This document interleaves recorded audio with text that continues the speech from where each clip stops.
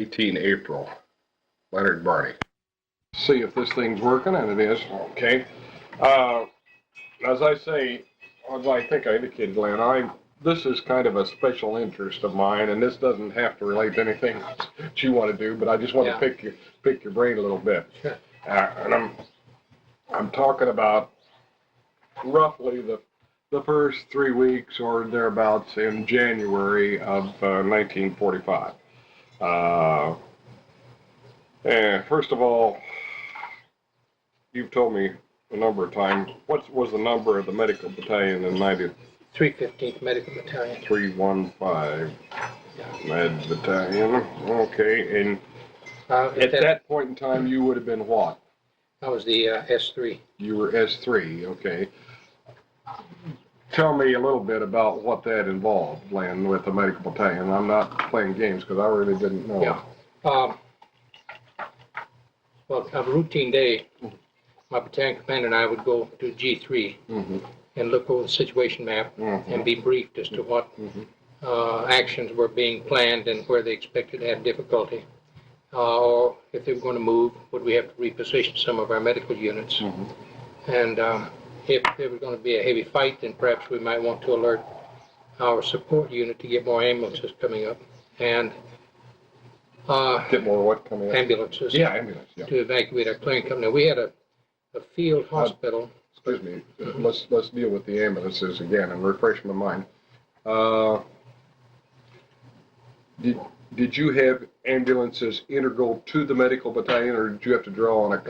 We had 36. You had 36. There were 12 per regiment, I think. Okay. Sometimes later they changed the TO&E to 10. But we also had jeeps, which we had. Did you have an ambulance company that you would draw? Would support us. Okay. And see, we never evacuated back. Well, at times we would. But our system was that we always moved within the divisional area, and then we were evacuated by ambulance companies for the most part back to evacuation hospitals, wherever it is. To the evac hospital. The clearing company was yours. It was part of, it was one of your companies set up the. We had one collecting company for each regiment and the clearing company, and each clearing company supported all.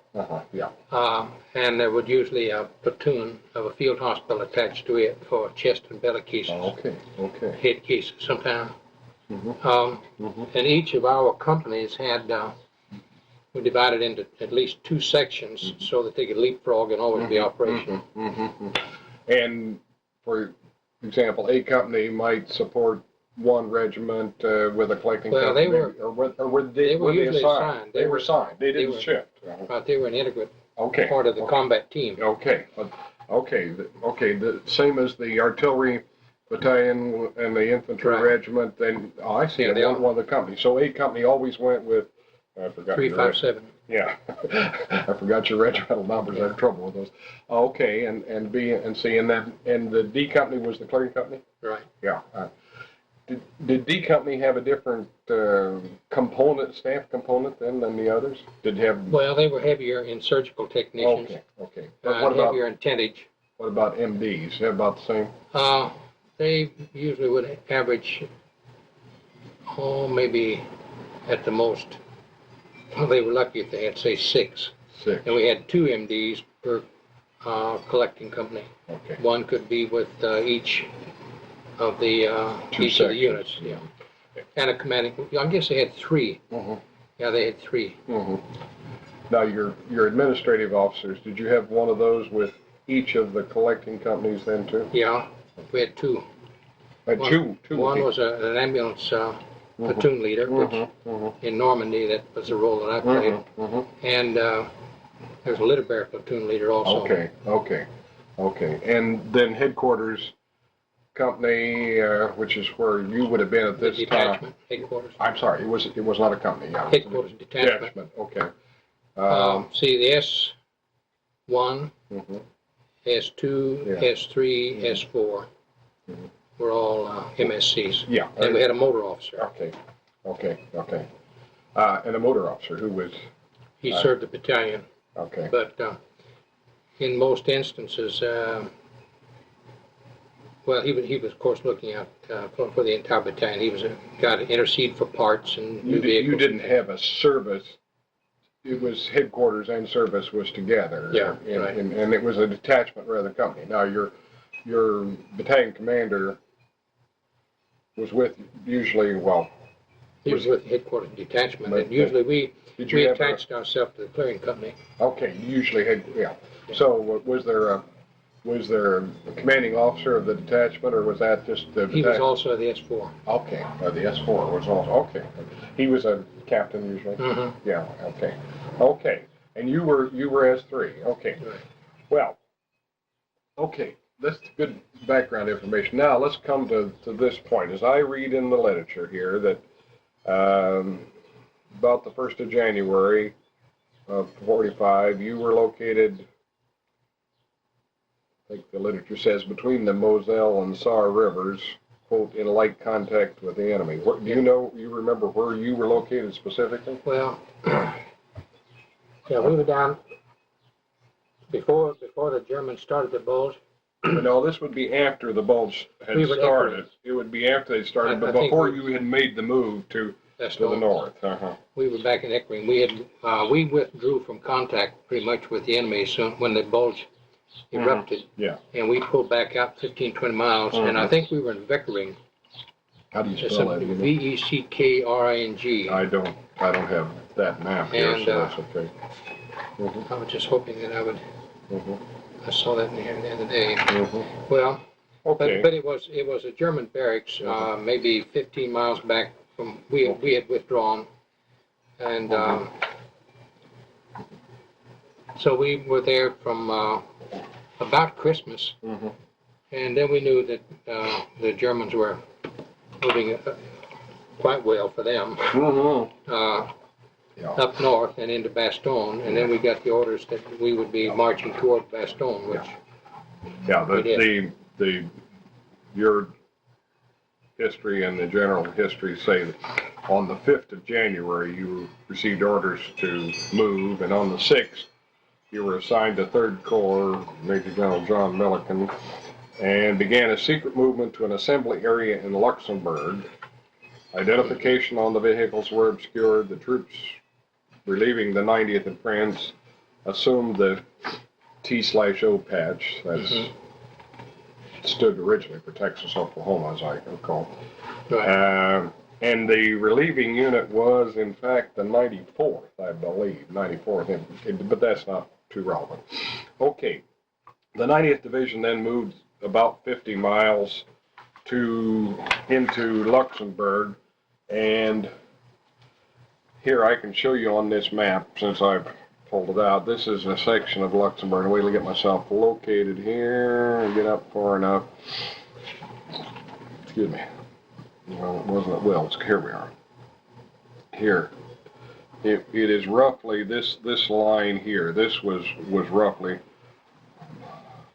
from here to here was the so-called start line for the push that would push off on the 9th of January, Bavigne to just a little outside of Notham there. Let me get oriented. Where's Bastogne? Now Bastonne's up here, see? Okay. Bastonne's up here. And, but you're really, and you're coming up this way from the south, and don't pay too much attention to that large body of water there. That was just a little stream there. There's been a dam put in more recent times, right about there. But as I understand it, this was the start line. Now, let's go back and again, you were the S3 for the medical battalion, the 315th Medical Battalion. Right. Okay, all right.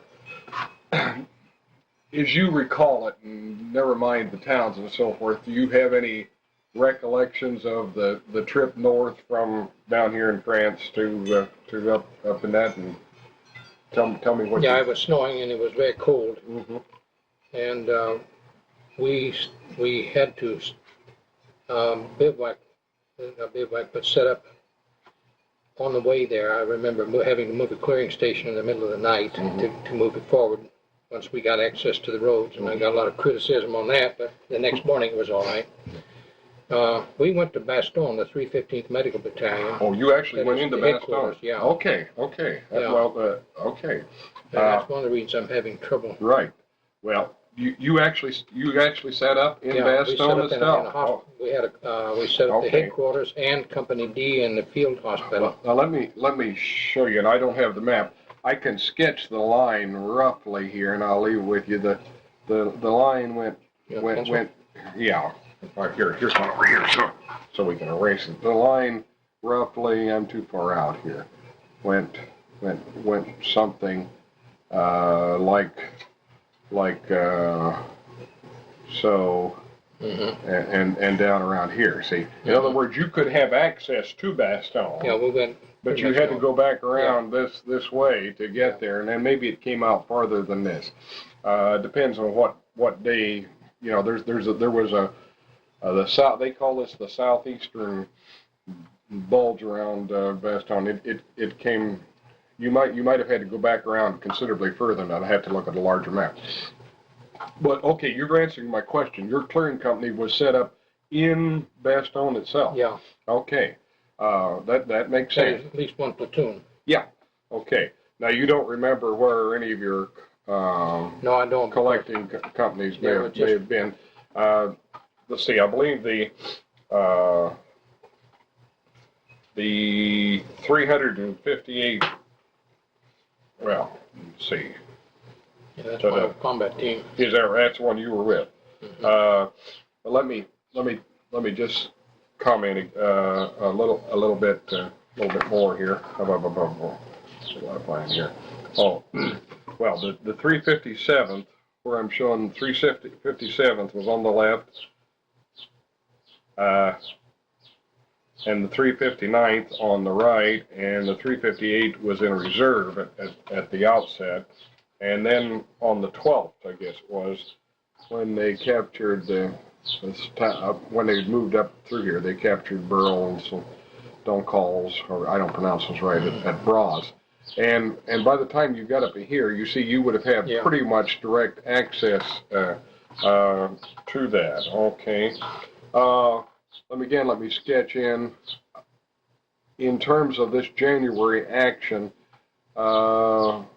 It would have been the 6th Armored was laying about in like this. The 35th Infantry was next, and then the 90th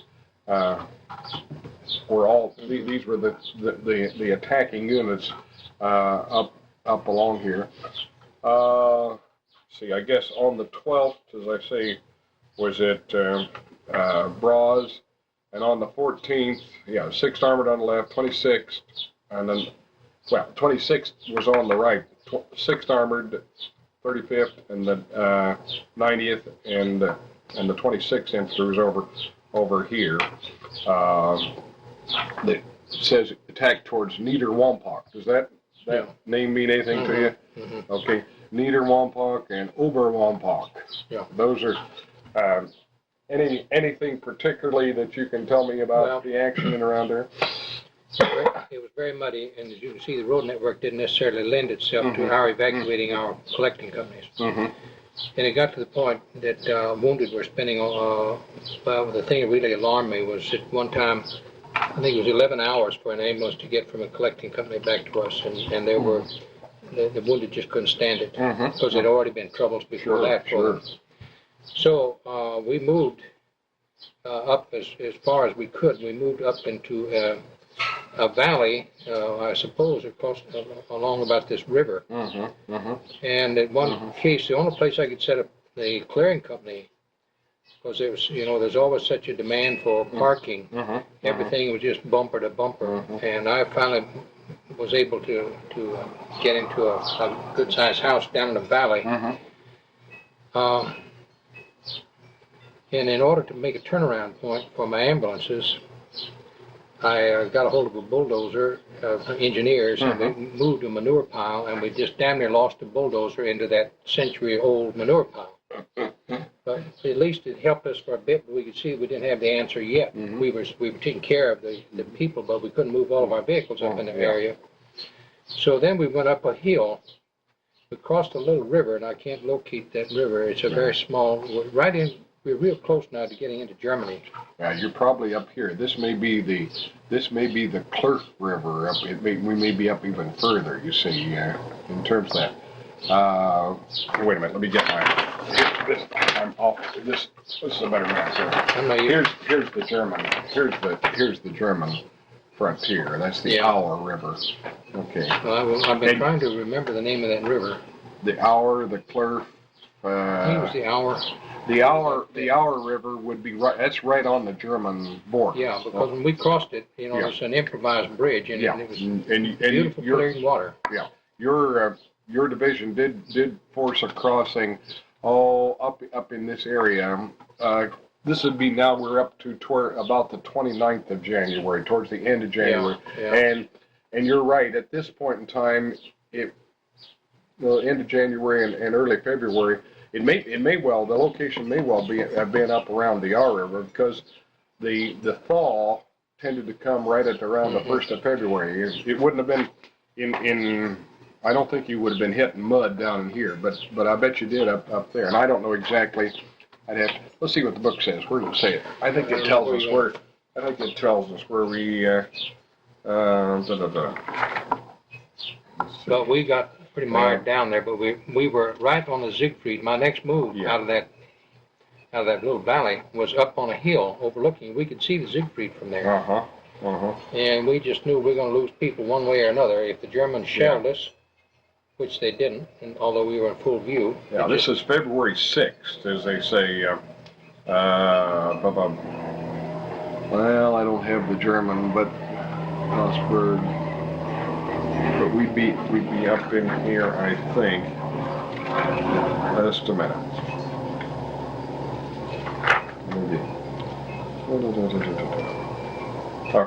Okay. On the morning of the 29th, the 9th Division crossed the Our River. Stood on German soil.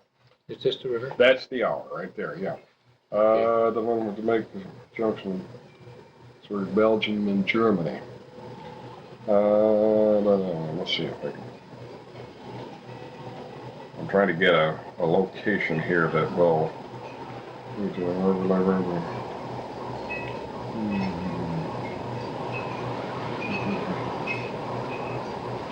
Skyline Drive, that's back here.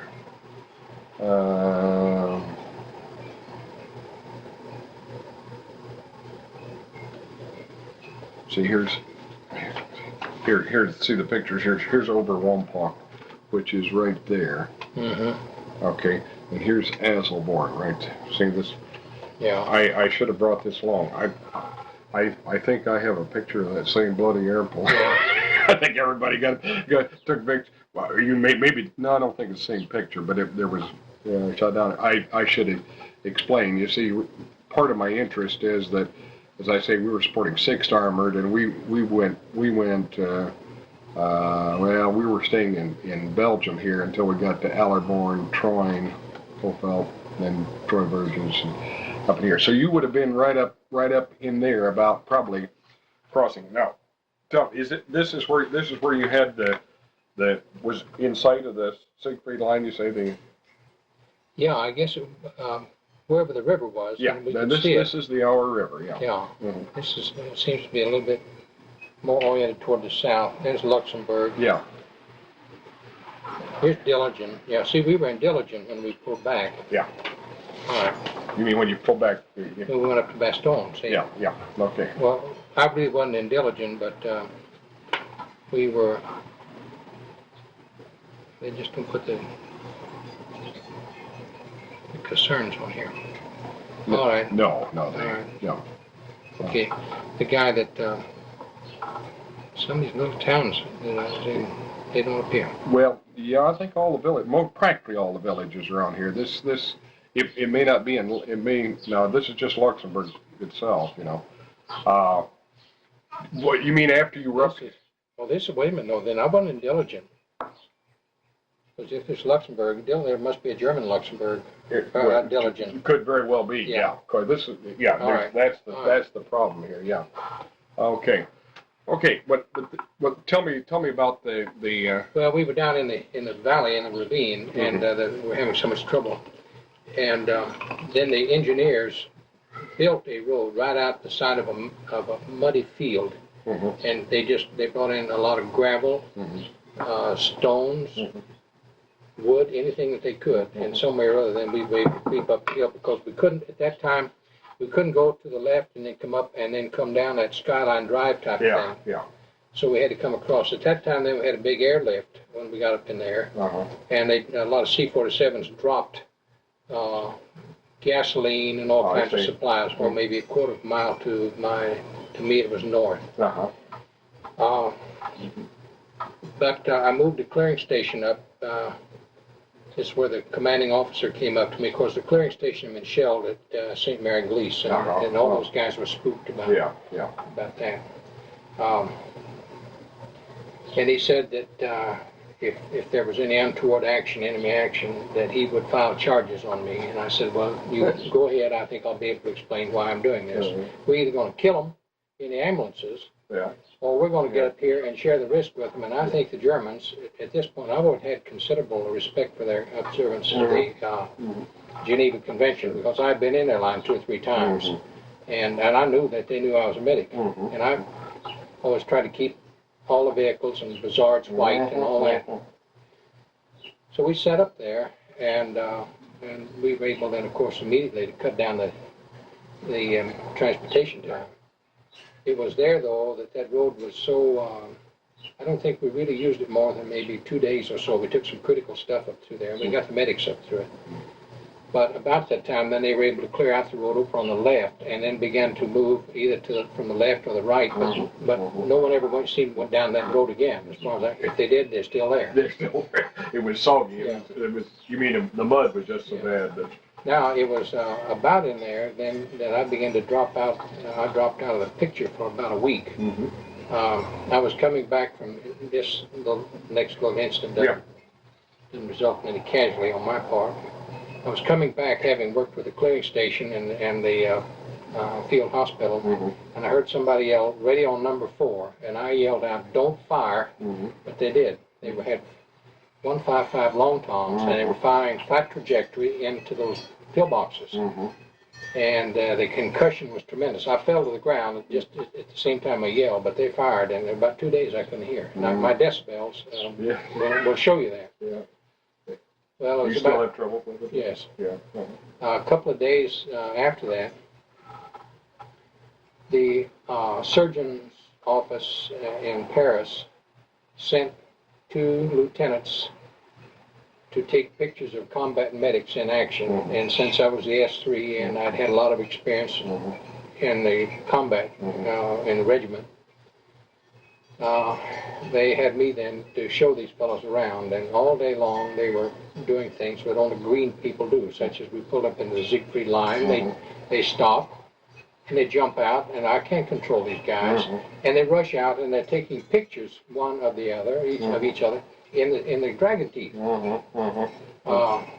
Finally, they were pulling dumb things like that, and we got back to a collecting company of a regiment that was supposed to be in trouble, and it didn't get into it until late in the afternoon. They took some pictures there, and then they wanted to go up to the battalion aid station and take pictures there, and they didn't want to take any flash pictures, and of course none of us wanted to be around flash because the Germans were not defeated in the Siegfried line, not at that point. On the way up, artillery started coming in on the column, and we were in just a little trail out through an area, and some people got out of their trucks because they didn't like to sit there with the artillery going on around. So I said, "You keep coming, I'll go get those guys in the trucks and we'll go." I got up there, and I don't recall having to say anything to any of the truck drivers. They got back in there, and they were moving it again. But as I went by one area, there was a tank that was knocked out, and I recall hearing 2 sappers, 2 engineers there, saying, "I'm not sure this is working." Well, about enough to me to stop and check them, And I walked on down. I was maybe 100 yards from them, and the column was moving quite well. So I just waited. I had no need to walk against the column to get in to ride right back. At that time, I heard one of those, and of course, if you've heard them, a mine explosion is a kind of a muffled, it's not a sharp thing such as a flat trajectory. And I said, oh God, no. I just knew that these guys by this time had gotten into it. And they had. I looked up and I saw the guy who had been riding over the rear gearbox, just going head over heels, and he lit down in the field maybe 100 feet. So the way it blew the Jeep apart, it must have been more than any one landmine, because I've seen a lot of landmines, and I used to teach mines and demolition. Ray was thrown, the driver was thrown up into a tree, and then of course he fell down, but he bent the steering wheel as he went up. The seat that I would have been riding on was riddled and blown toward me about 75 feet. And I lost my cool, and I ran down into that minefield and checked on Kylie. And he found him, he had his right ankle and foot, his whole leg was back over his left shoulder, and he obviously was dead. And then I walked out of there. Now that was a damn fool thing for me to do, see, and all the combat and everything I've been through, but I lost it. I got up there. The speedographic was just blown to smithereens. I kept the lens for a while. But there was a Rolleiflex that the photographer had, Ray, and I said, Ray, check this and see if you think that it's a proper setting. The concussion had knocked the reflex glass and cracked it on the top. And I took pictures. The dust is still in the air. And then not too long after that, the ambulance company, which is just a little bit down the road, came by and picked him up and took him on. He spent a couple of years in Walter Reed Army Hospital with bad spinal material. But then we had to send word back to USAR. And the historian there, Colonel Coates, then sent for Barney. What'd you do to my two men, Barney? You know, I took the film back. Of course, the only film that wasn't worth anything was pretty much was in that Rolleiflex. And that was developed, and then I explained everything to Colonel Coates. And but that was where I kind of lost contact with what was going up there, because I'd gone 4 or 5 days, and when I came back, then we were moving on down then to toward Cologne and on down by Mainz, and I checked the other day on something.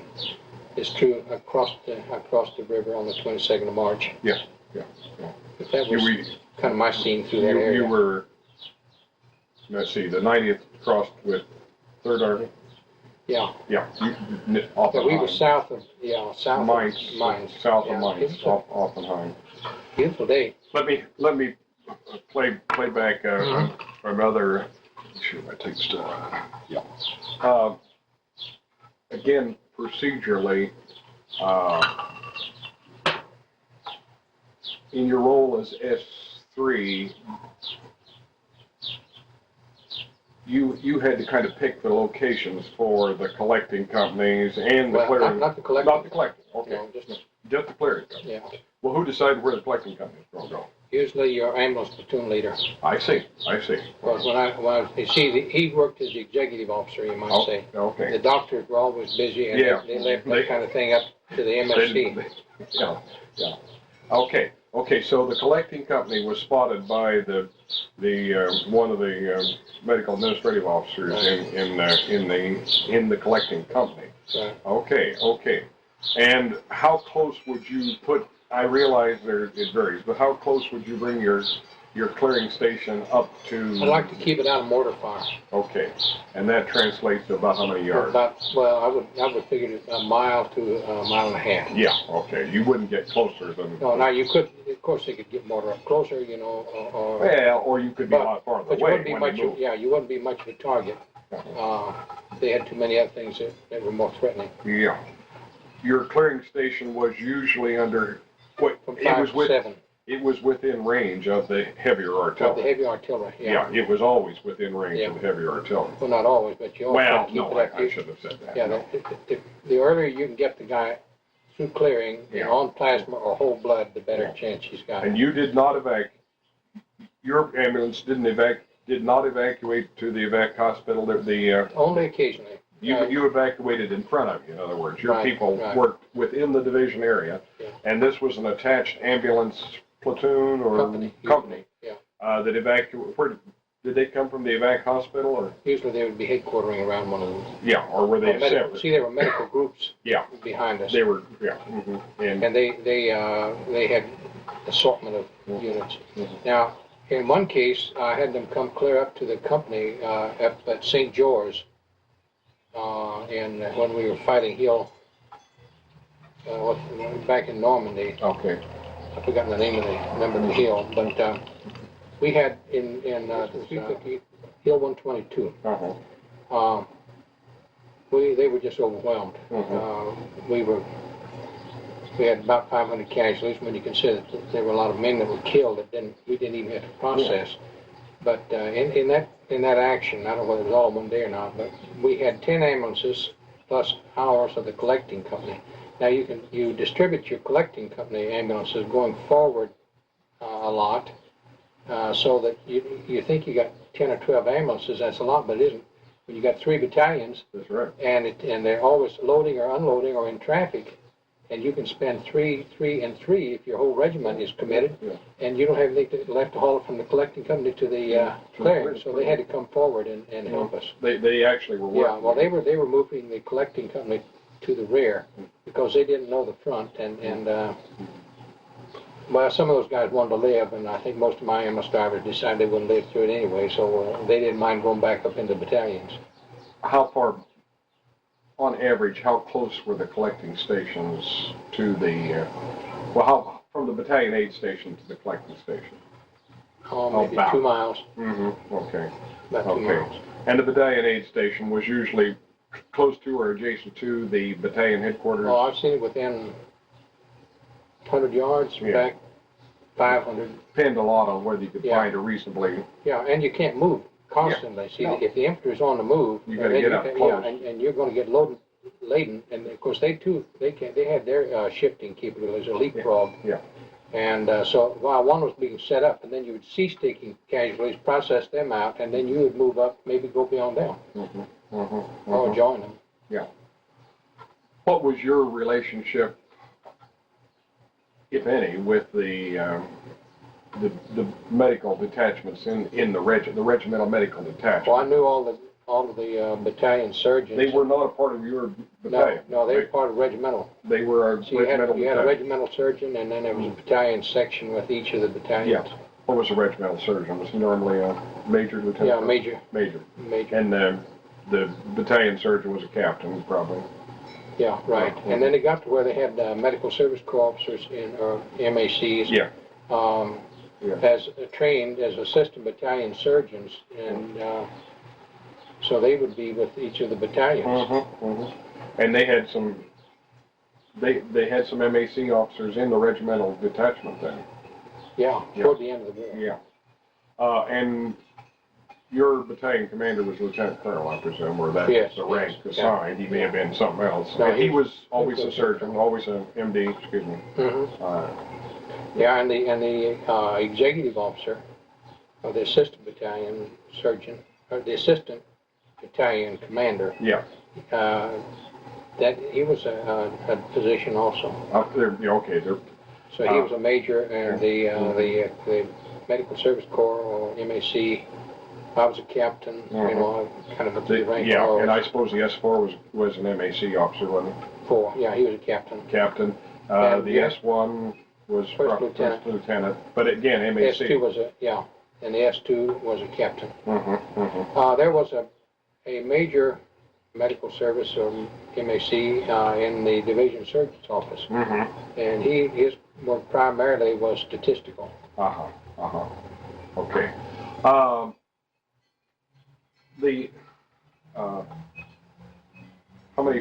many roughly officers and EM in the medical battalion in the division? Maybe, no, it wouldn't have been that many. About that many. In the medical battalion? Yeah. Been about 3. Wait a minute now. Well, there's 300. Been about 500. Yeah. Close to it, I expect. Yeah, because your collecting company was your largest company. Not your collecting, but your clearing. Your clearing was and larger. Your detachment wasn't, headquarters detachment small. wasn't very big. Did they have, yeah, and then you had the three Yeah. companies. Right. Now, just to be sure I understand again, you did in fact have a detachment at times from a field hospital with your clearing company? Yeah, usually a platoon. A platoon, okay. Now,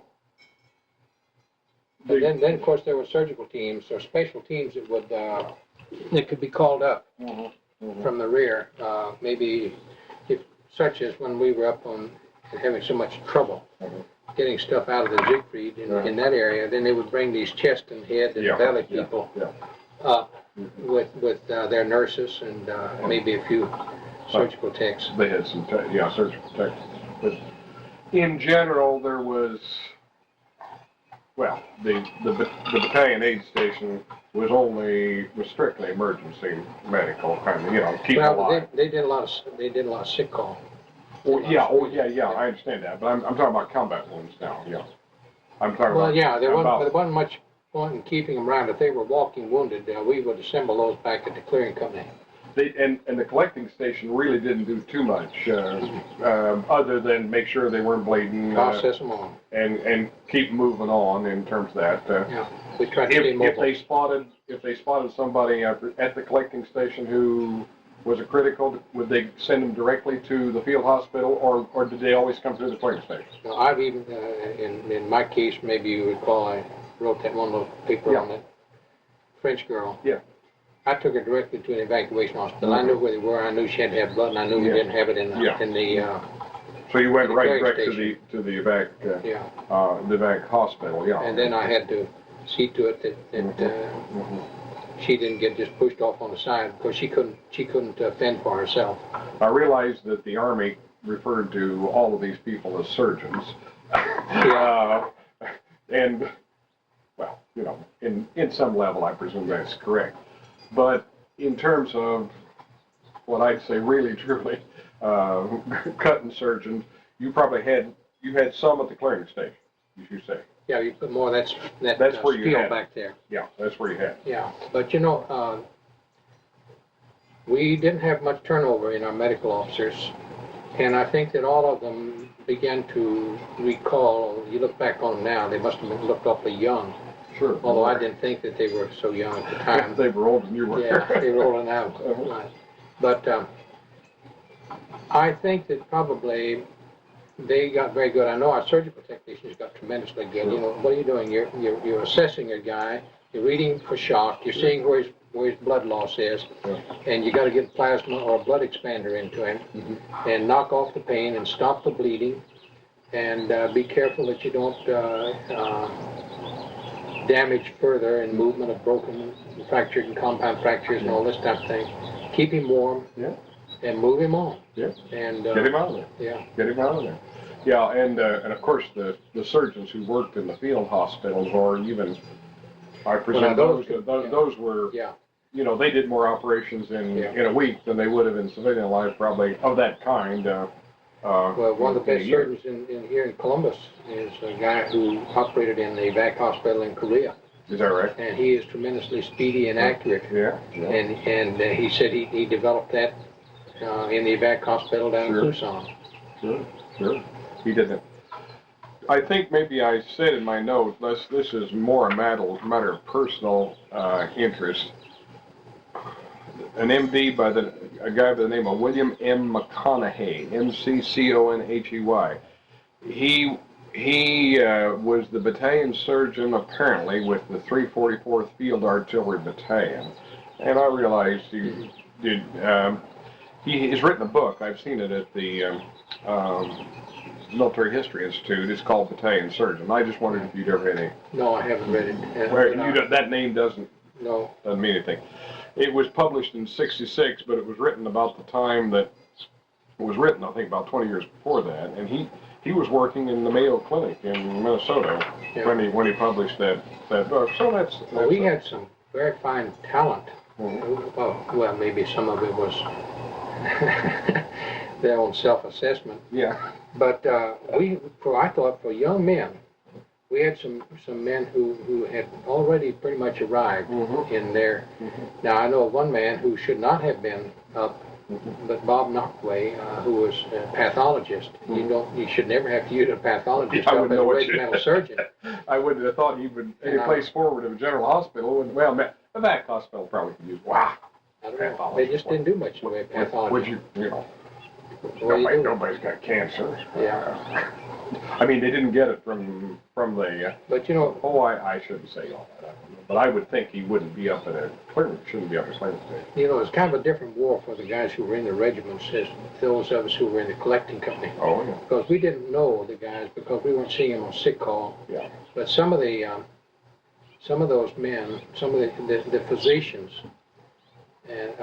knew those infantrymen very well by the time they had reached Normandy. Yeah. And when they saw a man knocked down or come through, it was a friend of theirs, and it took a great toll on some of these men. I've heard doctors come back and break down and cry. You didn't lose very many MDs, you say? No, there's one or two that were killed. One of them on the shore, on the Normandy. You lost litter bearers for. Yeah, some, and we lost a shell exploded in the collecting station, took the top off of a surgical technician's head. This was what prompted this one man to come back and cry. Yeah, you didn't. Well, and I'm sure your aid men with the infantry were. Your casualties there were probably just about like the infantry casualties. So. Well, I guess so. The Germans, as far as I realized you didn't work with the regiment. No, I wasn't right up with the regiment. Many of those people. Yeah. But usually, if a wounded man would come through, a combat medic, word would pass right away because it was one of us. Yeah. He wore No, I don't mean that they picked on him, but an artillery shell couldn't tell the difference.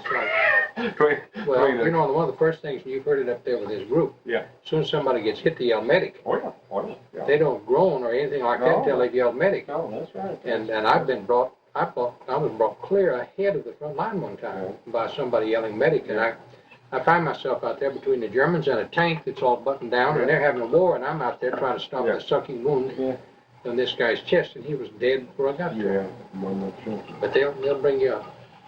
One final kind of bit of information and so forth. I think I remember you telling that you were in the Army before. You were in the regular Army. Right. Yeah. Okay. Did you go directly into the medical service? Yeah. I joined the Army at Fitzsimmons. Fitzsimmons General in Denver. Yeah. Okay. And did you work in the General Hospital? I was. When I worked in the admissions. I went in 1939 November. And I worked in the admitting office for about a year, and then worked in the Sergeant Major's office for a year. And went to OCS. I was the third man out of Fitzsimmons. They sent the Sergeant Major, the first sergeant, and then they sent Barney, who was only 20 years old. Yeah. Made me feel pretty good. Sure. And where did you do your? Where'd you go to OCS? Carlisle Barracks. Carlisle. That's where it was. That was the medical field. At that time, it was medical field service. It's interesting. I've been back through there several times. That's a lovely place. Yeah, and I even took my family down at one time and stayed in the same barracks. They'd converted it a bit to sort of a supplemental guest house type of thing. And my family was there. My son was in Indian Indian Town Gap? Indian Town Gap. Right. And he was getting his commission, and so it was kind of strange to have my family staying in the same barracks that I had gone into when I was 20 years old. Right. Yeah, we, I guess I mentioned we were at Carlisle last summer. We didn't stay on the camp, but they have a nice motel there. And of course, it's strictly it's the war college now, And I was talking to one of the MPs. He said, there's about 600 officers and 200 enlisted. Yeah. Well, it's primarily it's a graduate school for the Army is what it is, and they don't. And it's very, very attractive, I think, and that's a nice town. I stayed in the VIP quarters there one time. I was going to Washington D.C. I had a whole floor. It cost me $9. Yeah. Well, it's a lovely. Well, those are most of the things that I'm going to shut my tape off here. As some of you may recall, I presented a paper earlier that pertained to the medical aspects of the Falaise Gap when we broke out of Normandy. And if the purpose of these papers that are being turned in is to sort of cover in some of the spots that perhaps the onion breath level saw but weren't written in Patton's history or Bradley's or some of those others, I thought maybe might be well for me to touch on inmates of concentration camps, slave laborers, displaced persons, prisoners of war, March to 9 May 1945, as involved the 315th Medical Battalion, 90th Infantry Division, 3rd Army. Now, this paper is addressed toward the wind down of fighting as the Americans crossed central and southern Germany during the spring of 1945. It is written as experienced by a medical administrative officer performing as the S3 or operations officer of the 315th Medical Battalion, 90th Infantry Division, 3rd Army. The writer served as the ambulance platoon leader, Company B, attached to the 358th Infantry Regimental Combat Team during the Normandy invasion and through central France. DPs, or displaced personnel or people, were part of the road scene as early as the Normandy breakout. Their numbers usually swelled following a sudden advance by the Americans. All seemed to fit one image. They were gaunt, hollow-eyed, undernourished, clothed in soiled, tattered, dark fabric. And the women usually wore scarves, and the men wore several days of whiskers. And a cart or a small wagon was pulled, sometimes bearing a person on top of the cargo.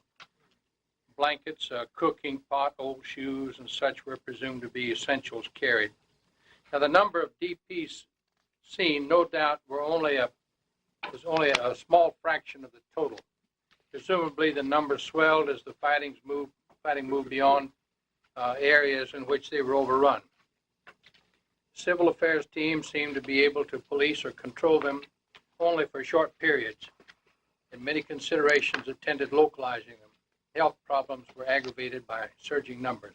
These people had just one thing in mind: get home. If they could, they just wanted to go home. And they were not wanted in the area that they were in, and they could appreciate why. Because they had to steal chickens, they had to sleep in barns, they had to milk cows, they had to do about anything they could to survive. The civil affairs people, of course, following the needs of security, sometimes would tell those people, if you get out on a bicycle and you start riding the road, the MPs will stomp the spokes out of it, which they did. And then they found ways that they could go up over the hills and down through creeks and down small alleys and stuff and escape the roadblocks, so that you really couldn't control them for very long. Now, slave labor camps, sometimes large in numbers, began to appear around Metz and Thionville. It was obvious to all that the fortress city of Metz and the Moselle River offered the regrouping Germans the opportunity to effectively resist. And the Americans also regrouped and experienced difficulty with the various fortifications in the swollen river. The German army used slave labor extensively during the fall of 1945. Large, extensive road repairs of bombings, military traffic, flood damage, as well as digging tank traps were tasks commonly assigned confiscated labor. And just in Normandy, a breakthrough of the Thionville Metz region enabled the freeing of some displaced people. And again, there was the DP image, except that the nationalities of Eastern Europe seemed to dominate. The fighting in the Saar Basin, including the river crossing at Dillingen, did not produce many of the slave labor category. The same was true of the Battle of the Bulge. And once across the Rhine, the categories of the German enslaved increased in breadth. The Germans seemed reticent to allow prisoners of any type to fall into the hands of the Allies. Eastern Germany, along the Czech border, became saturated. Movements of prisoners brought hardship. Weakened physically, the prisoners suffered from exertion, inadequate food and clothing, and the early spring weather. 2, factories of that area used a great deal of slave labor. The large leather works at Hof had thousands.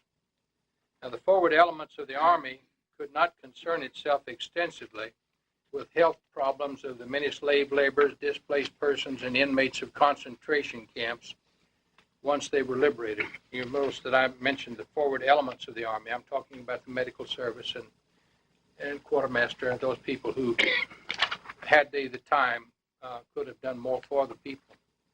Civil affairs teams working with appointed local officials rose to the task, or those tasks, and such was a difficult undertaking. And I have to say that from my observation, they did a magnificent job with very little. They must have had just a small amount of time as they would move into these various cities in the edges of town that, where they had to contact officials, set up stability, and move on because we were moving on. That is the forward echelons of the Army. Now, however, as Allied prisoners of war came within reach of the Army, no task was left unattended. Those people really got VIP treatment from the time that we could get them. They just went right to the head of the line all the way through as they went back onto the medical channels and back out into whatever disposition the Army would make of them. Many of them, of course, went right on home. Now, page 79 of the history of the 90th Division in World War II contains a paragraph appropriate to the thrust of this paper. It describes the situation that prevailed beginning 30 March. Quote, all roads were lined with liberated slave laborers, some walking aimlessly, becoming slowly accustomed to their freedom, some walking determinedly, burdened by huge packs, with their eyes firmly fixed on the road that led home. Allied prisoners of war were liberated in increasingly large numbers, Americans, British, French, and Russians. End of quote. Now, it is, of course, not possible for one person to observe all that transpired as regards those liberated. It was a busy, fast-moving war. Highlights snagged attention only briefly. The reader is reminded that this paper is a personal account. The recapture of American soldiers and flyers always stood out as special events. In April, there were several incidents that secured a permanent memory niche. The first incident was when several members of the 90th Division were recaptured in early April. They had not been given adequate food. They were forced to march during bad weather, subjected to other factors such as air attacks. Their stark condition contrasted sharply with the healthy appearance of German POWs and civilians, kind of enough to make you sort of bitter at times. And joy was experienced by the medical battalion when a group of ambulance drivers was recovered. They were prisoners only 3 days and were able to return immediately to duty. Some were members of the platoon the writer had worked with for 2.5 years. It was not uncommon for ambulance drivers of the division to be captured or shot at. Of course, mines were a problem too. However, to the best of the writer's knowledge, not one driver was wounded or killed. I'm speaking of ambulance drivers. The patients in ambulances had become casualties. The first day of battle, they shot up one of the ambulances about a half a mile beyond my aid station, and they killed the patients in it, but the drivers and the assistant driver got out all right. As the Americans arrived near the Czech border, the number of political prisoners, forced laborers, and displaced people increased so as to become common. One camp containing British and Canadian prisoners of war was liberated one beautiful Bavarian spring day. By this time, the war was getting to be being conducted in beautiful surroundings. It was located in the area between Hof and Weiden. 1,200 men were joyful, very thin, and very hungry. It was my practice to scrounge up extra rations and pass them out when indicated, and I regretted giving one British soldier a K-ration tin of cheese. Another spotted this cheese and tried to grab it. It was only partially opened, and the thin metal band severely cut the owner's thumb. Another can was produced, and the snatcher apologized profusely to the bleeding comrade, who seemed to understand why the event had occurred. And no medical care had to be provided to camp. If all happened as routine, all were quickly transported to England. The division moved further south, the Czech border with its tall hills serving as the left border. Many prisoners were taken. The German soldier had a preference for medics as a captor. They were aware of the Geneva Convention and its specifications as regard arms. At times it became tiresome. In Instructions to throw aside their arms, follow a white flag, and walk as a group with their hands up while in the view of Americans seemed to meet their needs. But sporadic resistance made caution an essential. And suddenly, south of Biden, a new category of refugee appeared along the roadside. The concentration camp at Flossenburg, containing just over 2,000 prisoners, had been liberated. In opposition to advice given to remain in camp where help and proper attention would be brought, they fled the scene. They went in all directions as fast as they could totter. Now, just as the medical battalion was beginning to fathom what had happened, it was necessary to stop and set up a platoon of the clearing company. And as operations officer, I selected a large house near a warehouse appearing buildings. And there was ample hard surface for all activities. And such activities were always sought but seldom available. You all know how you fought for hard surface. The owner was vehement in protest. About the time he had reached his zenith, an SS officer with a minor wound was brought in, and he proceeded to aloof us all. And we knew he was dangerous and well-groomed and disdainful of the likes of all of us. Now, we were just a bunch of old GIs, all dirty and just getting the job done, and he was strutting. The owner left briefly to order some former concentration camp inmates seeking United shelter from a warehouse. He was not nice to them. And the SS officer continued to strut, and the sergeant of the clearing station approached, asking for instructions where to establish the station. And I pointed to the building apparently best suited, and he stated it was a showroom for the China factory. And the factory owner yelled at some more inmates, gesturing that they could not bunk in his warehouses. Well, indecisiveness assassinates morale. And I improved mine by demolishing that of the plant owner. Sergeant, throw out the China, which the owner was astounded to hear. But it took no time to clear that warehouse. Then, taking an interpreter with me, I instructed the owner to come with me to his house, and I beckoned some inmates. Instructions given were that the inmates were to occupy the house, but the landlord was not to enter. And they all complied. And we were on our way early the next morning. So sue me. War wears on the nerves and power erodes. Inmates were dying along the roads. One man died in the position of massaging his feet.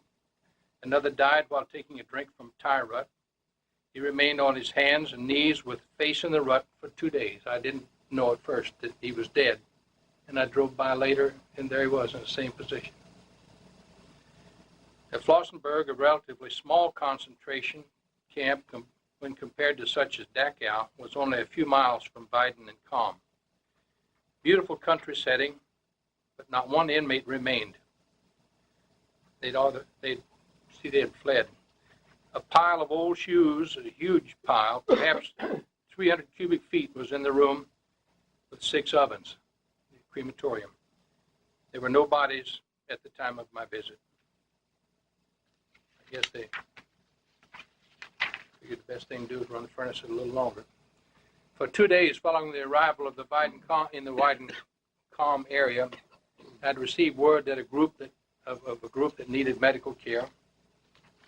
The situation was uniformly chaotic, and I was surprised to receive the second message. I was aware that the civil affairs and the German city authorities had established a treatment facility and a city school. Many inmates had made their way into it. In responding to the call for help, I found 18 men in the loft of a barn. Most of them were hardly able to stand, but most did. They had sores, lice, whiskers, body odors, soiled trousers, and much excitement. They hugged me, kissed my hands, and gave me hard-to-kill lice. In spite of DDT and great care, the lice were a bother until November. Even my wife developed a first-name relationship when some of my belongings were unpacked upon my return to Colorado. And we transported the 18 to the Calm Civil Affairs Medical Facility, and there I witnessed misery, courage, camaraderie, despair, and determination all welded into one atmosphere. Probably 200 men were trying to survive. 2 would assist a third to a commode. Teamwork. and they were not all going to make it through the day and the night. But they watched carefully and ceaselessly as the writer, and I'm certain many would have, the writer, and I'm certain that many would have given anything and everything to change roles. Perhaps I was the first American they had an opportunity to study. The area just north of Bavaria and Dachau must not be overlooked, and it was saturated with miserable bodies. Almost immediately upon returning to headquarters, I was sent to a nearby village housing a battalion of French POWs. Some details have been provided, enabling me to plan. As a non-physician, I found a bad situation. No medical personnel were present. There were more critically ill than my 10 ambulances could transport. What to do? All past observations, training, and resolve were mustered. There was one interpreter who was far from adequate. The battalion commander spoke no English but trusted my judgment. There were those that died and those that lived according to the selection I made during the 2 hours of sorting. Early evacuation for the entire battalion was arranged. You do the best you can. The days became a blur. And on the 3rd of May, the surgeon of the 90th Division passed word that the 2 of us with our drivers were to participate in the receipt of the surrendering 11th Panzer Division. Wisdom had struck its commander. SS reinforcements were on the way and would infuse starch into a lagging will to fight. Now, the area occupied by the Panzer Division was studied. The surgeon instructed me to contact medical units in one area. He, Lieutenant Colonel Andre, took the remainder.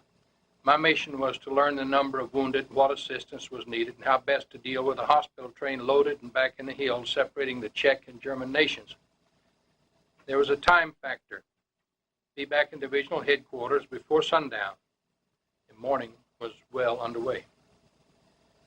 The German soldiers were anxious to be processed as POWs. As the driver and I entered the Panzer area, we found them well disciplined, armed, and often engaged in dispensing with their liquor supply.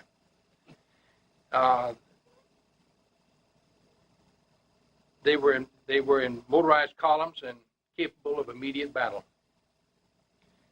One could not enjoy such a trip. Machine guns, moving tanks, narrow roads, alcohol, into the war, American Jeep, American helmets, traveling against the flow of traffic, all that type of thing generates an uneasy feeling.